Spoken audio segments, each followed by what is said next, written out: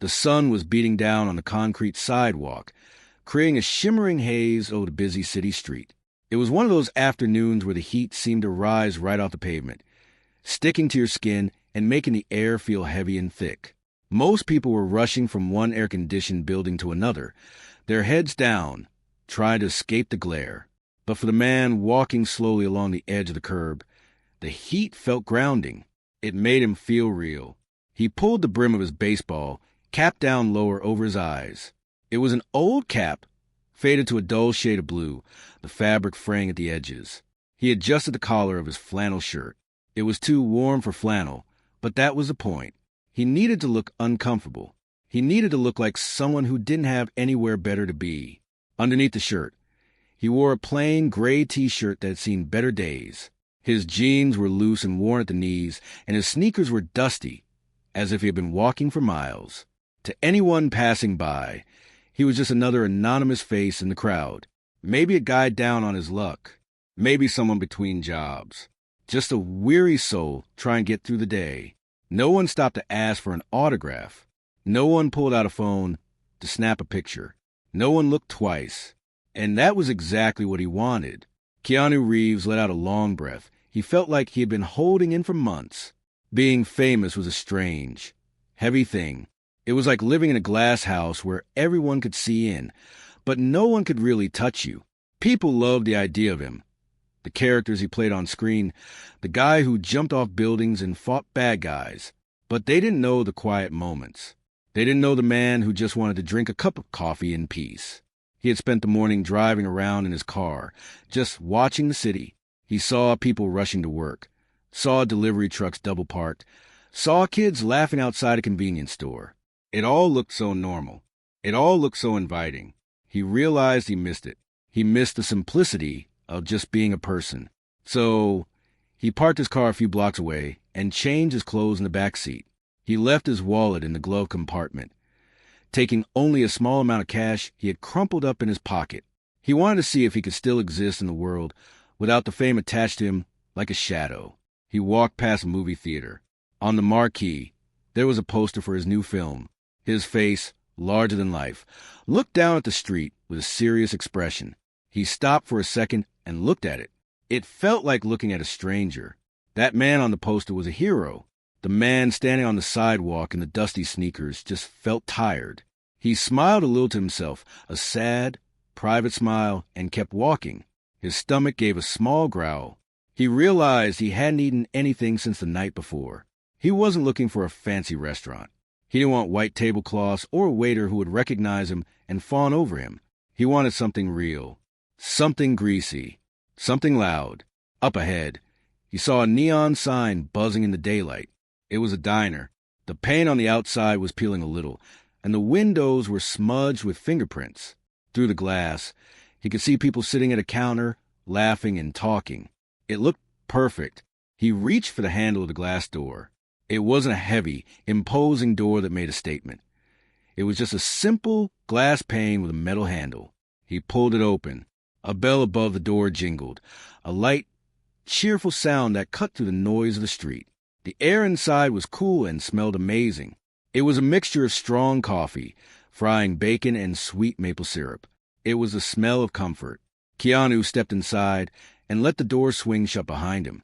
The cool air hit his face, drying the thin layer of sweat on his forehead. He stood there for a moment, just letting his eyes adjust to the dimmer light. The diner was bustling. A cook in a white apron was flipping burgers behind the counter, the metal spatulation scraping loudly against the grill. A couple in a booth by the window was sharing a plate of fries. A man in a suit was typing furiously on a laptop while sipping a black coffee. No one looked up. The world kept turning. The cook kept flipping. The couple kept laughing. He felt a wave of relief wash over him. It was a rare feeling, like taking off a tight pair of shoes after a long day. Here, he wasn't the Matrix guy. He wasn't a celebrity. He was just a customer. He walked slowly toward the back of the diner. He didn't want to sit at the counter where he might be too visible. He wanted a corner, a shadow. He passed a few empty tables, his sneakers squeaking slightly on the linoleum floor. He found a small booth tucked away in the back, near the restrooms. It was quiet there, a little removed from the main hustle of the room. The vinyl seat was split slightly on the edge, exposing the yellow foam inside, but looked clean enough. He slid into the booth. The table was for mica, fake marble patterns worn smooth by years of elbows and plates. He ran his hand over the cool surface. It felt good to sit. His legs ached a little from the walking, but it was a good ache. It felt like an honest ache. He sat back and rested his hands on the table. His fingers were rough. He looked at them. They were the same hands that held swords in movies and shook hands at premieres. But right now, they just looked like the hands of a man who needed a meal. A menu was tucked between the salt and pepper shakers. It was laminated, covered in sticky spots from syrup and ketchup. He pulled it out and opened it up. He didn't look at the prices. He just looked at the food. Eggs, pancakes, burgers, simple food. From his spot in the corner, he could see the whole room. He watched a young mother wiping her child's face. He watched an old man reading a newspaper, slowly turn the pages. He watched the waitress moving between the tables. She was a young woman, probably in her late 20s. She had dark hair pulled back in a messy ponytail, and a uniform that looked a little too big for her. She moved with a kind of frantic energy, like she was trying to be in 3 places at once. She carried a tray of drinks in one hand and was wiping down a table with the other, all while managing a tired smile for the customers. Keanu watched her. He could see the fatigue in her shoulders. He saw the way she paused for just a split second when she thought no one was looking, taking a deep breath to steady herself. He wondered what her story was. Everyone had a story. Everyone was fighting a hard battle that you couldn't see from the outside. He remembered what that felt like. Before the movies, before the money, he was just a kid trying to figure things out. He had days where he didn't know how he was going to pay rent. He had days where he felt invisible. Sitting there in the booth, wearing his worn-out clothes, he felt a strange connection to these strangers. He wasn't observing them anymore. He was with them. The waitress finished clearing the table and looked around. Her eyes swept over the room, checking for new customers or empty mugs. Her gaze passed over him, paused for a second, and then moved on. To her, he was just part of the scenery, just a guy in a booth who hadn't ordered yet. Keanu liked that. He liked being invisible. It gave him a chance to just breathe. He leaned his head back against the wall of the booth and closed his eyes for a moment. He could hear the clatter of dishes, the murmur of voices, the hiss of the espresso machine. It was a symphony of normal life. And for now, he was a conductor of his own silence. He opened his eyes and looked out the window next to him. It looked out onto an alleyway. A stray cat was walking along a dumpster. The sun was still bright outside, but in here, it was calm. He realized he didn't have a script to read. He didn't have a camera pointed at his face. He didn't have to be on. He just had to be. He looked down at the menu again. He decided he would order coffee and maybe a piece of pie. Something simple. Something that didn't require any effort. He wanted to savor this moment. This feeling of being just a human being in a room full of other human beings, all trying to get through the day together. He shifted in his seat, the vinyl squeaking again, and waited. He was in no rush. For the first time in a long time, time seemed to stretch out in front of him, empty and full of possibility. He was just a man in a diner, waiting for a waitress to notice him, ready to see what the day would bring. And for right now, that was enough. The lunch rush was finally starting to slow down, but the air in the diner still felt thick and busy. Kate leaned against the counter near the coffee machine, letting out a breath that seemed to come from the bottom of her boots. She reached up to tuck a stray strand of hair behind her ear, but her hand stopped when she felt a sticky spot of syrup on her forehead. She wiped it away with a sigh and grabbed a clean cloth from a stack. It had been a long day. The kind of day where every table asked for extra napkins. The ice machine seemed to be jammed every 5 minutes, and the tips in the jar by the register were looking sadly light. Kate looked down at her apron. It was a pale pink polyester thing that never seemed to feel quite clean, no matter how many times she washed it. She smoothed the front of it, trying to look presentable, even though she felt like she was falling apart inside. She glanced at the clock on the wall. It was a round, analog clock with a loud second hand that ticked away the minutes of her shift. She still had 3 hours left. 3 more hours of standing, of smiling, of pretending that everything was fine. In the back of her mind, a worry was gnawing at her like a hungry mouse. She thought about the stack of envelopes sitting on her kitchen table at home, the electric bill, the rent notice, the letter from the pharmacy about her mother's medication. The numbers didn't add up.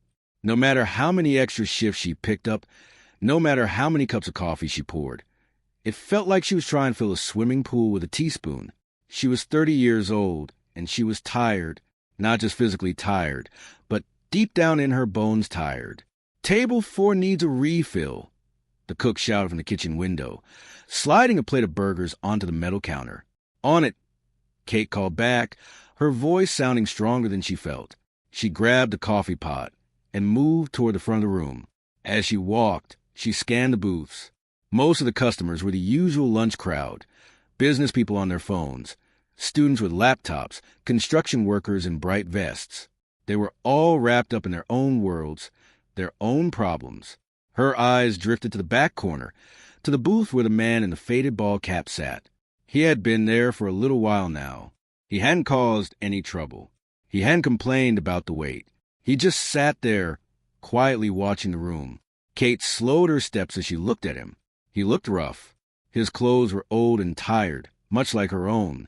His flannel shirt was thin, the kind that doesn't keep you warm in the winter, but is too hot for the summer. His shoulders were slumped forward, not in a rude way, but in a way that suggested he was carrying a heavy backpack that no one else could see. She saw him look at the menu. He had been looking at it for a long time, turning it over in his hands, running his fingers over the edges. Kate knew that look. It was a look of someone counting every penny, trying to figure out if they could afford the extra side of toast, or if they should just stick to the cheapest cup of coffee. Her heart gave a little squeeze. She remembered feeling that way herself, too many times to count. She remembered sitting in a booth just like that one, 5 years ago, terrified that her card would be declined. She remembered the kindness of a stranger who had slipped her a $10 bill for luck when she was crying over a spilled milkshake. That small act had kept her going for a week. She looked around the diner. A group of loud teenagers was laughing near the window, taking pictures of their food.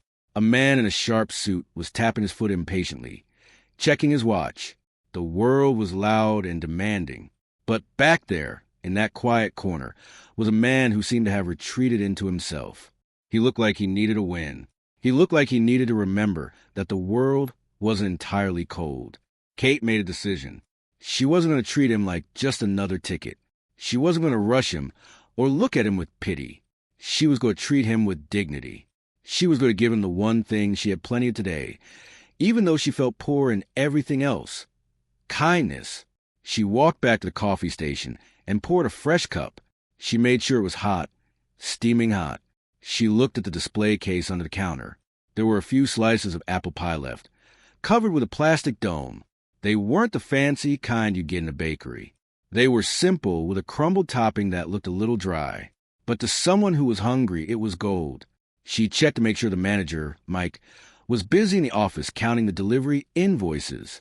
The coast was clear. Kate picked up the coffee cup in one hand, and with a quick glance around, she slid a slice of pie onto a small plate. She didn't put it on a bill. She just carried it. She took a deep breath and straightened her back. She put on her best smile, not the fake one she used for the grumpy customers, but the real one, the one she reserved for people she actually liked. She walked toward the back booth. The man didn't look up until she was standing right at the edge of the table. He seemed startled, as if he had forgotten he was in a public place. He quickly closed the menu and looked up at her. His eyes were hidden behind the shadow of his cap, but she could see them well enough. They were dark, intense, and surprisingly gentle. There was something familiar about them, a warmth that made her pause for a split second, but she brushed it off. She was too tired to play the guessing game of, "Do I know this guy from high school?" "Hey there," Kate said softly. She set the coffee cup down on the table. "I thought you could use a warm-up. That stuff in the pot was getting a little cold." The man looked at the coffee, then up at her. "Thank you," he said. His voice was low and quiet, a little raspy. It was a polite voice, a voice that was used to saying please and thank you. And Kate continued, setting the plate of pie down in front of him. "We made a little too much of this earlier. It's just going to go to waste if someone doesn't eat it. I'd hate to see it end up in the trash. She watched his reaction carefully. Some people got angry when you offered them charity. They felt like their pride was being attacked. She worried for a second that she had crossed a line. She didn't want to make him feel small. But the man didn't get angry. He didn't bristle or look away. Instead, he looked at the pie like it was the most beautiful thing he had seen in a long time. He looked at the steam rising from the coffee. Then he looked back at Kate. For a moment, the noisy diner seemed to fade away. The clattering dishes, the shouting cook, the traffic outside, it all turned into a dull hum. In that small circle of light over the table, there was just the two of them. You didn't have to do that, the man said. He sounded genuinely touched. I know, Kate said, smiling gently, but I wanted to. Everyone has those days, you know? The kind where you just need a little something sweet to keep going. The man nodded slowly. He understood. He understood better than she could imagine. He reached out and took the fork.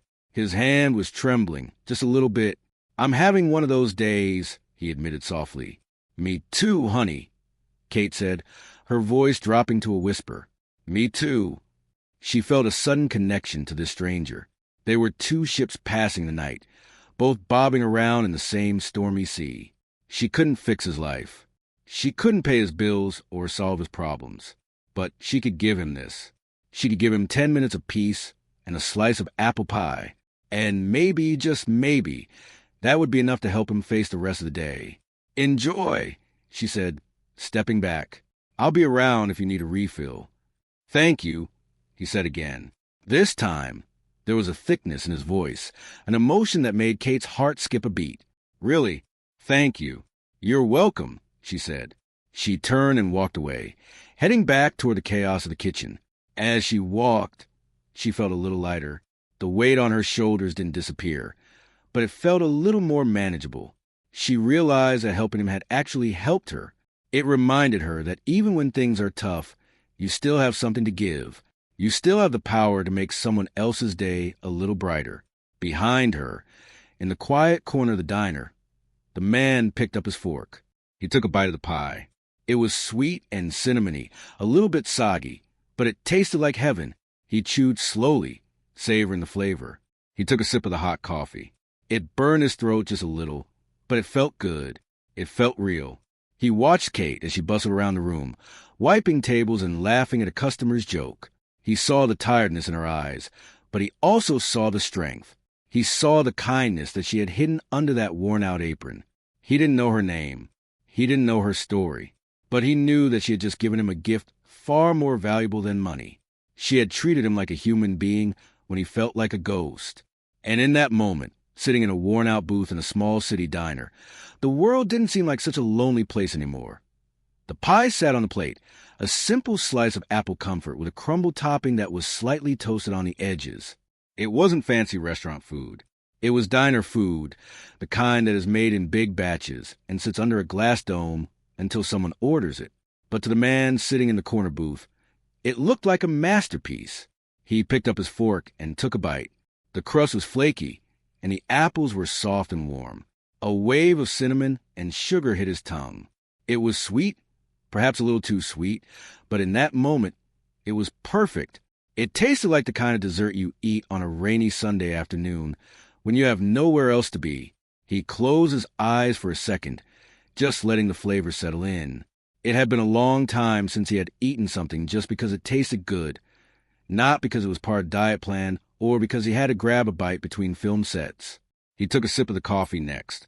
It was strong and bitter, cutting through the sweetness of the pie. He leaned back against the hard vinyl of the booth and let out a quiet sigh. This was the life he missed. The anonymity. The simple pleasure of a hot meal and a noisy room. He watched the diner, observing the people around him with a quiet intensity. He saw a young couple arguing over a bill, the frustration clear on their faces. He saw an old man feeding strips of bacon to a small dog he had hidden in his coat.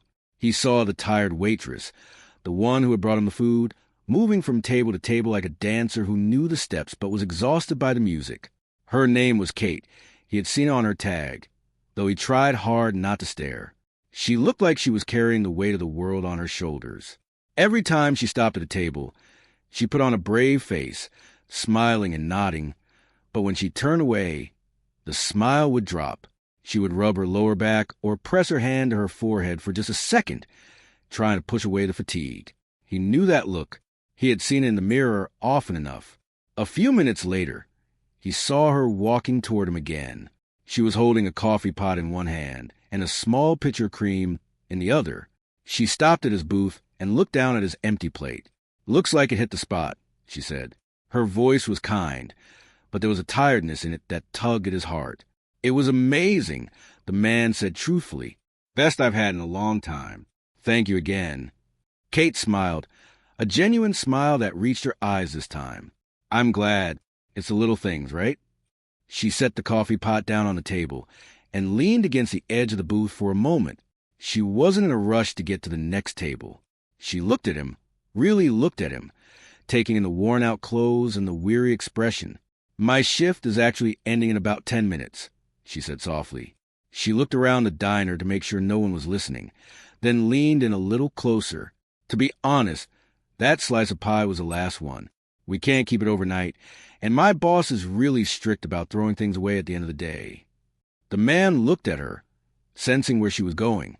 "I would really hate to see it go in the trash," Kate continued, her eyes meeting his. "It would be an honor if you'd help me finish it off. You know, save me the trouble of scraping it into the bin."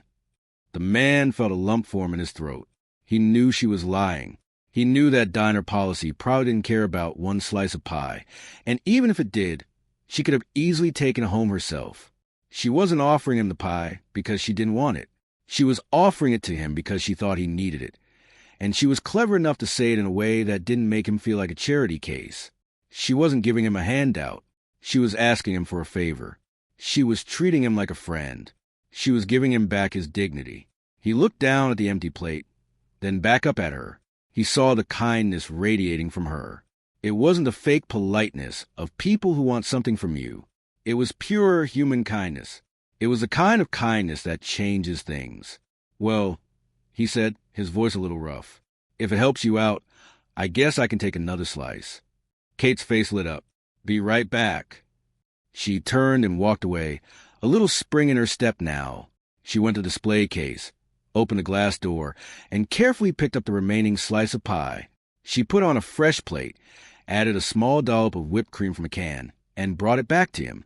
"Here you go," she said, setting it down gently. "Partner in crime." He laughed, a short, rusty sound. "Thanks." She lingered for a moment, wiping the edge of the table with a cloth. "You know," she said, looking at him thoughtfully, "it's a tough world out there. Sometimes you just need to sit and eat pie." "That is the truth," he replied. "It is a very tough world." "It seems like you've seen some of it," she said gently. It wasn't a question.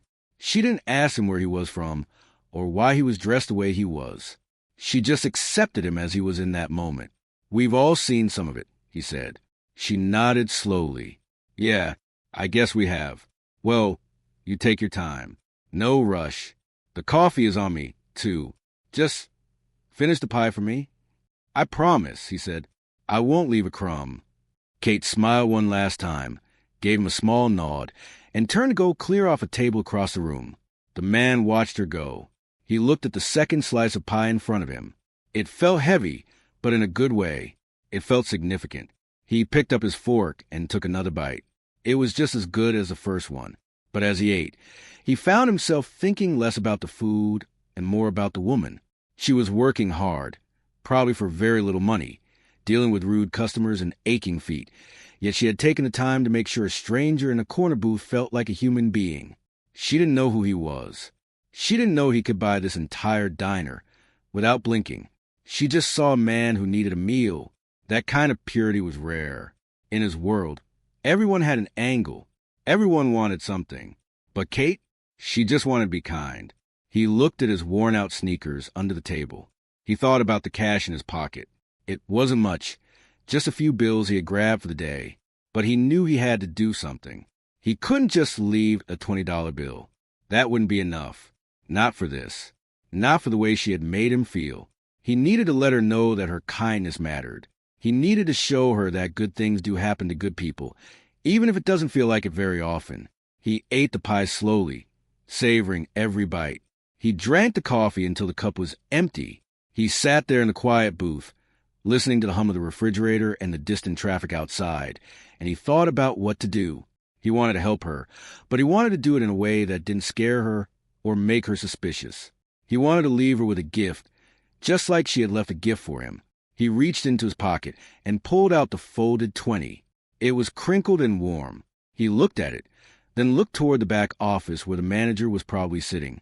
He realized he didn't have enough cash in his pocket to make a real difference. But he did have something else. In the inner pocket of his jacket, hidden away, was an envelope. It was his escape fund. Money he always carried when he went out on these walks, just in case he needed to disappear for a while. It was a thick stack of hundreds, more than enough to cover a month's rent, maybe more. He looked around the diner. No one was watching him. He was just the invisible man in the corner. He carefully reached into his jacket and pulled out the envelope. He kept it low, below the level of the table. He unfolded the flap and peeked inside. The green bills stared back at him. This was it. This was the thing he could do. He took a deep breath, feeling a sense of clarity he hadn't felt in months. The pie was gone. The coffee was gone. The kindness had been received. Now it was time to pass it on. He sat up straighter, ready to make his move, ready to turn this simple meal into a moment that would change both of their lives forever. The man sat quietly for a moment, looking at the empty plate where the second slice of pie had been. He felt a sense of peace settle in his chest, a warmth that had nothing to do with the sugar or the caffeine. It was the warmth of being treated like a human being. He looked around the diner one last time, memorizing the scene, the flickering neon light in the corner, the smell of fried onions hanging in the air, the sound of the waitress's sneakers squeaking on the floor. He knew it was time to go. If he stayed too long, the feeling might fade, or someone might recognize him. He wanted to leave while the magic of the moment was still intact. He reached into his jacket pocket and pulled out the thick envelope. It was heavy with the cash he always carried for emergencies. He paused for a second, thinking he couldn't just hand her a stack of money. That would be too much. It would scare her. It might make her feel small, like she was being rescued by a superhero, and that wasn't what he wanted. He wanted to elevate her, not save her. He wanted to acknowledge her power, not just his wealth. He took the crumpled $20 bill from his pocket, the money he had intended to pay for his meal, and placed it on the table. Then he slid the thick envelope underneath the 20, so it was hidden from casual view. He found a pen in his pocket and a small, folded piece of paper he had been using to jot down thoughts. He smoothed it out on the table. He thought for a moment about what to write. He wanted to say something profound, something that would explain everything without explaining anything. But in the end, he kept it simple. He wrote the words that came straight from his heart. Your kindness is a light in the dark. Keep shining. K. He folded the note and tucked it under the edge of the coffee mug. He took a deep breath, adjusting his ball cap one last time. He felt nervous, which was a strange feeling for him. He was used to facing cameras and crowds, but this felt different. This felt personal. He slid out of the booth and stood up. His knees cracked a little, making him chuckle softly. He wasn't the young action hero anymore. He was just a man with aching joints. He looked toward the counter. Kate was there, refilling the sugar dispensers. She looked tired, her shoulders slumped, but there was a softness on her face that hadn't been there when he first walked in. He walked over to her, keeping his hands in his pockets to hide his shaking fingers. Hey, he said softly. Kate looked up, startled. She wiped her hands on her apron and smiled. All done. Yeah, he said. It was perfect. Thank you for the pie and the conversation. It was my pleasure, she said sincerely. You take care of yourself, okay? You too, he said. He looked her in the eyes, trying to convey everything he was feeling without saying a word. He wanted her to know that she mattered, that her struggle was seen, that her kindness had made a difference. You're doing a good job, a really good job. Don't let anyone tell you otherwise. Kate blinked, a little surprised by the intensity of his words. Thank you. That means a lot. He gave her a small, lopsided smile, the one that fans knew so well, but here was just a smile between friends. "Have a good night, Kate." "You too," she whispered. He turned and walked toward the glass door. He didn't look back. He pushed it open, the bell chiming that same cheerful tune, and stepped out into the cooling evening air. The city was still loud, the traffic still rushing by. But he felt lighter. He felt like he had left a piece of his burden back in that booth, exchanged for a slice of pie and a moment of grace. Inside the diner, Kate watched him go. She watched him walk down the street, disappearing into the shadows of the buildings. She felt a strange pang in her chest, a mixture of sadness and warmth. She wondered where he was going. She wondered if he had a warm place to sleep, or if he would be spending the night on a bench. She shook her head, clearing the thoughts away. She had work to do. She grabbed her rag and the bus tub and headed over to the corner booth to clear the table. She reached the booth and set the tub down. She picked up the empty pie plate and the coffee mug. That was when she saw the money. A $20 bill was sitting on the table. Her heart lifted a little. $20 was a good tip for a $10 meal. It was generous. It meant she could buy an extra gallon of milk on the way home, maybe treat herself to a magazine. "Thank you," she whispered to the empty air, reaching out to pick up the bill. But as her fingers touched the paper, she felt something thick underneath it. She frowned, confused. She lifted the $20 bill, and her eyes went wide. There was an envelope underneath, a thick white envelope. Kate's breath hitched in her throat. She looked around, making sure no one was watching her. Mike, the manager, was still in the office. The other customers were focused on their food. She sat down slowly in the booth, the vinyl squeaking under her. Her hands were trembling as she picked up the envelope. It was heavier than it looked. She turned it over. It wasn't sealed. She opened the flap and peeked inside. She gasped. It was stuffed with bills. $100 bills. She pulled them out, her fingers fumbling. 1, 2, 3, 4. She stopped counting after 10. There had to be thousands of dollars here. More money than she made in 3 months. More money than she had seen in one place in her entire life. Her heart began to hammer against her ribs like a trapped bird. This couldn't be real. It was a mistake. It had to be. Maybe he was a drug dealer? Maybe he dropped this by accident? No. He hid it under the 20. He meant for her to find it. Tears blurred her vision. She looked at the crumpled 20 on top of the stack, then at the fortune in her hands. This was rent. This was her mother's medicine. This was a new pair of shoes. This was sleep without panic attacks. She saw the folded piece of paper under the mug. With shaking hands, she unfolded it. "Your kindness is a light in the dark. Keep shining. Kay." She read the words over and over again. The handwriting was messy, hurried, but the letters were strong. Light in the dark. She pressed the paper to her chest, sobbing quietly. He knew.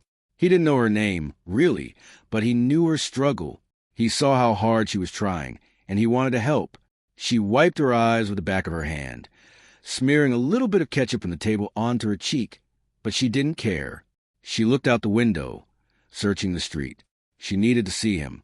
She needed to give him a hug, to say thank you, to ask him why. The streetlights had flickered on, casting long yellow shadows on the pavement. The sidewalk was crowded with people rushing home from work. She scanned the faces, looking for the faded blue cap, the flannel shirt. Then she saw him. He was walking away from her, heading toward the intersection. He was walking with a relaxed gait, his hands in his pockets. He looked different now. He wasn't hunched over. He was standing tall. Suddenly, a street lamp illuminated his face as he turned slightly to check for traffic. Kate froze. The breath left her lungs in a rush. The shape of the nose, the jawline, the way he held his head. It wasn't just a random stranger. It was him, the guy from the movies, the guy everyone talked about, the one who lost his daughter and his partner and still kept going, the one people said was the nicest guy in Hollywood. Keanu Reeves. She pressed her hand against her mouth to stifle a cry. It couldn't be, but it was. Keanu Reeves had come into her diner. He had pretended to be poor. He had let her serve him. He had accepted her kindness. And then he had changed her life. She watched him cross the street. He didn't look back. He didn't want credit. He didn't want to thank you. He just wanted to make a difference. He reached the other side of the street and blended back into the crowd, disappearing into the vastness of the city. But Kate didn't feel sad that he was gone. She looked back down at the money in her hands, at the note on the table. The money would solve her problems. Yes. But the note? The note was worth more than gold. It told her that she was seen. It told her that kindness mattered. It told her that she was a light in the dark. She folded the note carefully and put it in her pocket, right next to her heart. She took a deep breath, wiped her face, and stood up. The diner was still noisy. The floor was still sticky, and her feet still hurt. But everything was different now. She wasn't just a tired waitress anymore. She was a woman who had shared a moment with an angel in disguise. And she had a story to tell. A story that she would keep in her heart forever. A reminder that even in the darkest, hardest times, there's goodness in the world. There are people who care. And sometimes, just sometimes, life gives you a break when you least expect it. Kate stood in the back of the diner for a long time, just holding the envelope and the note. The noise of the place, the clinking silverware, the loud laughter from the booth near the window, the hiss of the espresso machine, seemed to fade into a dull roar in her ears. It felt like the world had stopped spinning for just a moment, pausing to let her catch her breath. She carefully folded the piece of paper with the handwriting on it and tucked it into the pocket of her apron, right against her hip. She could feel it there, a small rectangle of paper that felt heavier than the stack of money. Then she slid the thick envelope into her other pocket. It was bulky and pressed against her leg, a constant, physical reminder that her life had just shifted on its axis. She looked around the room. Nothing had changed, really. The walls were still the same color. The floor was still sticky. The same people were sitting in the same chairs. But everything felt different. The air felt lighter. The colors seemed brighter. "Hey, Kate, you gonna stand there all day?" Mike's voice boomed from the kitchen window. He didn't sound mean, just impatient. "Table 7 needs their check." Usually, a shout like that would make Kate jump. It would make her stomach tighten with anxiety. She would rush over, apologizing, feeling small and scolded. But this time, she didn't jump. She didn't feel small. She just took a deep breath and turned toward the kitchen window. "On my way, Mike," she called back. Her voice was steady, calm. She walked over to table 7, a group of businessmen who had been complaining about the service all afternoon. In the past, she would have been nervous, worried they wouldn't tip her. But as she placed the check on the table, she found herself smiling at them. Not a fake, please-like-me smile, but a real, peaceful smile. She didn't care if they tipped her. She had already received the biggest tip in the history of the world. "You guys have a great evening," she said sincerely. One of the men, a guy with a red tie who had been grumpy earlier, looked up at her, surprised by the warmth in her voice. Thanks," he muttered, his expression softening. "You too." Kate walked away, a little spring in her step. She realized that the money was amazing. Yes, it was a lifesaver. It was a miracle. But the note, that was the real gift. The note told her that she was seen. It told her that her kindness wasn't invisible. It told her that she mattered. She spent the rest of her shift in a sort of happy daze. She wiped tables and refilled coffee cups. But her mind was replaying the scene in the booth. She thought about the way the man had looked at her, not with pity, but with respect. He hadn't looked down on her because she was a waitress. He had looked at her right into her eyes. He had treated her like an equal. When her shift finally ended, she clocked out and hung up her apron. She changed back into her jeans and sneakers, feeling a sense of relief as she tied the laces. She said goodbye to the cook and waved to Mike, walking out of the break room and into the front of the diner. The sun had gone down completely now.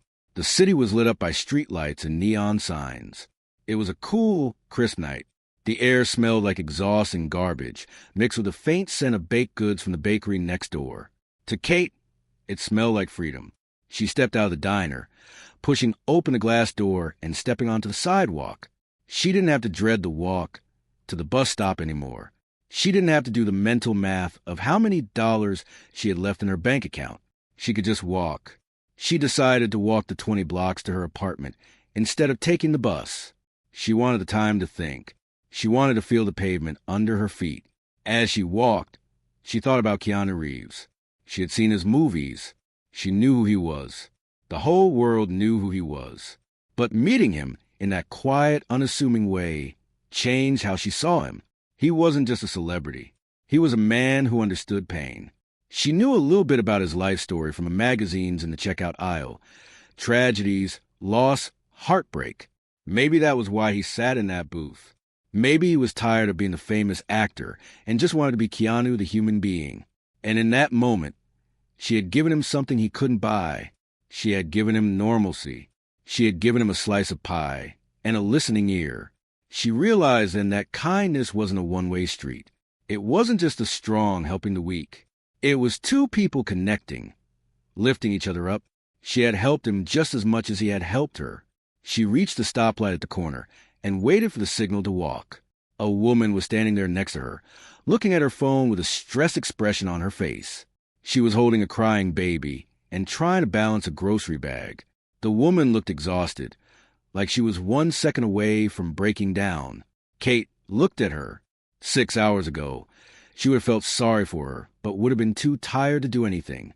But now, she felt a buzzing energy in her hands. She felt the light the note had talked about. "Here," Kate said, stepping forward. "Let me help you with that bag." The woman looked up, startled. "Oh, no, I couldn't possibly." "Really, it's no trouble," Kate said, smiling. She took the heavy bag from the woman's hand. "I'm going this way anyway." The woman's shoulders dropped inches in relief. "Thank you," she whispered. "You have no idea how heavy that was." "I think I do," Kate said softly. They crossed the street together. The baby stopped crying and reached out a tiny hand toward Kate. Kate wiggled her fingers, and the baby grabbed onto one, letting out a small giggle. Kate laughed. It felt good. It felt natural. They parted ways a block later. The woman thanked her again, and Kate watched her walk away. She felt a warmth spread through her chest that had nothing to do with the thousands of dollars in her pocket. She realized that this was a ripple effect. Keanu had been kind to her, and now she was being kind to someone else.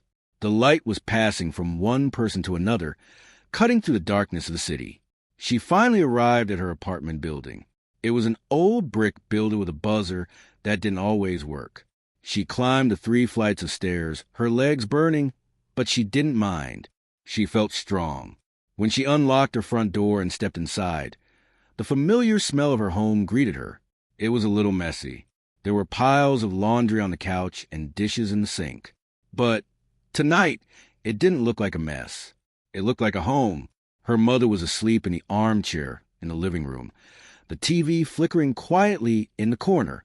Kate walked over and gently covered her mother's legs with a blanket. Her mom stirred but didn't wake up. Kate looked at her face, peaceful in sleep. She didn't have to worry about the medication anymore. She didn't have to worry about the landlord knocking on the door tomorrow. She walked into the kitchen and took the envelope out of her pocket. She set it on the small, chipped table. She stared at it for a moment. She didn't open it again. She didn't need to count it. She knew it was enough. She sat down and pulled the note out of her other pocket. She smoothed it out on the table. "Your kindness is a light in the dark. Keep shining. K." She traced the letters with her finger. She thought about the man in the booth. She hoped he was okay. She hoped he found whatever he was looking for when he walked into that diner. She hoped he knew that his kindness had changed everything. Kate stood up and walked to the window. She looked out at the city lights. Millions of people were out there, struggling, laughing, crying, living. It was easy to get lost in the crowd. It was easy to feel like a ghost. But today, she felt real. She realized that life wasn't about the money.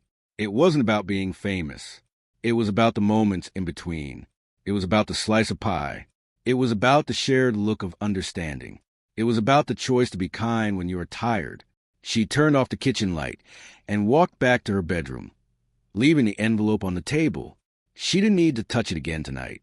Just knowing there was enough to let her sleep soundly for the first time in years. As she drifted off to sleep, she made a promise to herself. She promised that no matter how hard things got, no matter how tired she was, she would keep shining.